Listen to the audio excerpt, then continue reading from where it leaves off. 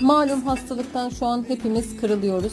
Size harika bir tarifle geldim. Eğer öksürüğünüz varsa bunu gerçekten deneyin diyorum. Bir bardak sütün içerisine 2 yemek kaşığı kuru dutu ilave ediyorsunuz. 5 dakika kaynattıktan sonra bardağa döküp ılındıktan sonra tüketin. Çocuklarınıza da verebilirsiniz. Öksürüğünüzün geçtiğini ve rahat nefes aldığınızı göreceksiniz.